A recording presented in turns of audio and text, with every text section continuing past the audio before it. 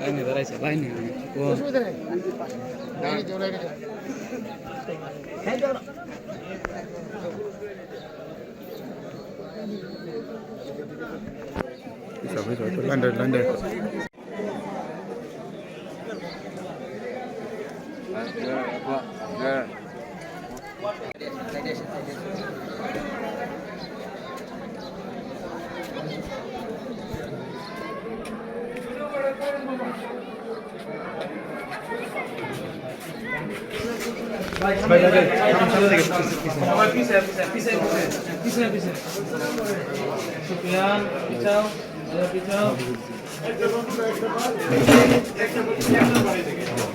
Vote কেন্দ্রে যাচ্ছে আমাদের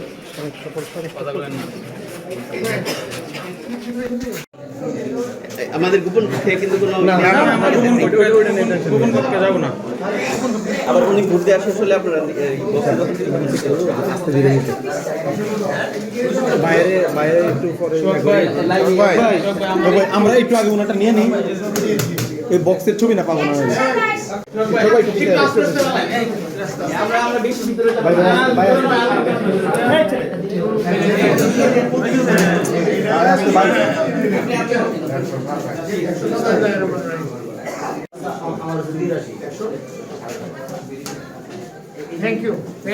আমরা দেখেছি প্রতিদিন আপনিও মাঠে মাঠে কাজ করেছেন, একটু যদি বলেন।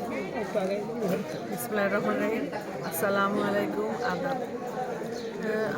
মাশাআল্লাহ খুব ভালো লাগছে, অনেক দিন পরে মানে ভোট দিতে পেরেও খুব ভালো লাগছে। আশা করি ইনশাআল্লাহ সব কিছু ভালো মতোই যাবে। এই যে আমাদের মানে এখানে যে ভাটি বাংলার নেতা হিসেবে পরিচিত উনি নিজেও এবার যে ভোট দিচ্ছেন, এটা আপনার কাছে একটু যদি অনুভূতিটা ব্যক্ত করতেন। আলহামদুলিল্লাহ উনি দিতে পারছেন, এটাই আমাদের কাছে অনেক খুশি বিষয়।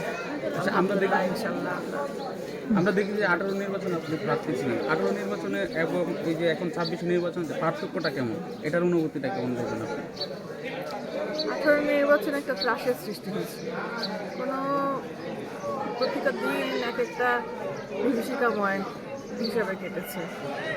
তারপরেও আল্লাহর অশেষ রহমত, আমার স্বামীর যারা নেতাকর্মীরা ওনারা জীবনের ঝুঁকি নিয়ে আমাকে নিয়ে প্রতিদিন বের হয়েছে, প্রতিদিন মানুষ অ্যারেস্ট হয়েছে বিনা কারণে। যা চলে গেছে এটা নিয়ে আর বলতে চাই না, সামনের দিন ভালো আসো। ভোটারের উদ্দেশ্যে যদি কিছু বলতেন। আলহামদুলিল্লাহ ওনাদের সহযোগিতা আমাদের কাম্য, আশা করি ইনশাল্লাহ ওনারা নিরাশ হবেন না। রাখো রাখো, ওই যে উনিও বেরোয়েছে। ঠিক আছে, থাকলাম। এই যে আমাদের মানে এইখানে 18 নির্বাচনে একটা বুম উপরে উঠবে, এটার অনুভূতিটা এবং পাশাপাশি যে হচ্ছে যে পরিবেশটা, বুমটা উপরে উঠবে। ভাই ভাই পিছে পিছে ভাই পিছে। আল্লাহ রাব্বুল আলামিনের কাছে লাখ লাখ কোটি কোটি শুকরানা। আমি যে ভোট দিতে পারছি, আমরা নির্বাচন করতে পারছি, এর চেয়ে বড় নিয়ামত কুদরত রহমত আর কী হতে পারে। লাখ লাখ কোটি কোটি শুকরানা। আর দীর্ঘদিন পরে আমার বাচ্চারাও এখানে এসে ভোট দিচ্ছে প্রথম। এটা অনেক বাচ্চারা দেখবেন প্রথমবার ভোট দিচ্ছে, এটা একটা বিরাট আশা করি ইনশাআল্লাহ তারা আমাদের এলাকা তো খুব শান্তিপূর্ণ, আগেও শান্তিপূর্ণ ছিল, এখন শান্তিপূর্ণ। আশা করি বাংলাদেশের সমস্ত এলাকায় ভালোভাবে শান্তিপূর্ণভাবে, যদিও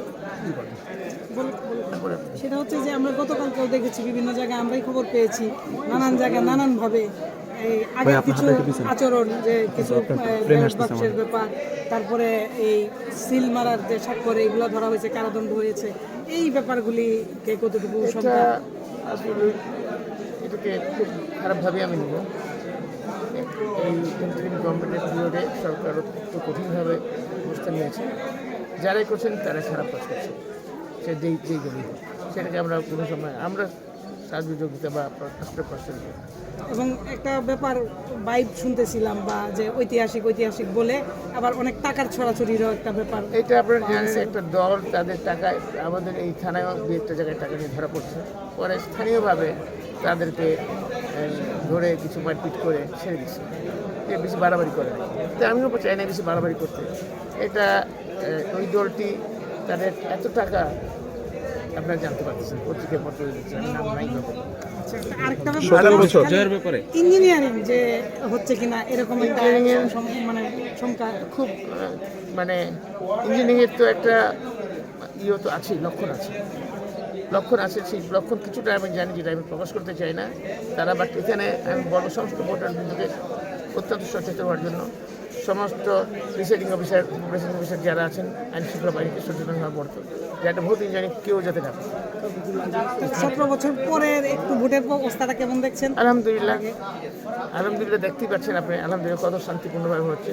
কারণ ইলেকশন ইঞ্জিনিয়ারিং যে ব্যাপারটা আছে সেই জায়গাটার জন্য আমি দেশবাসীকে বলবো, জনগণকে বলবো, সমস্ত কর্মচারী যারা ইনভলভ আছেন, আইন শৃঙ্খলা বাহিনী ইনভলভ আছেন, আপনারা একটু সচেতন হন। Thank you. কষ্ট দিলাম।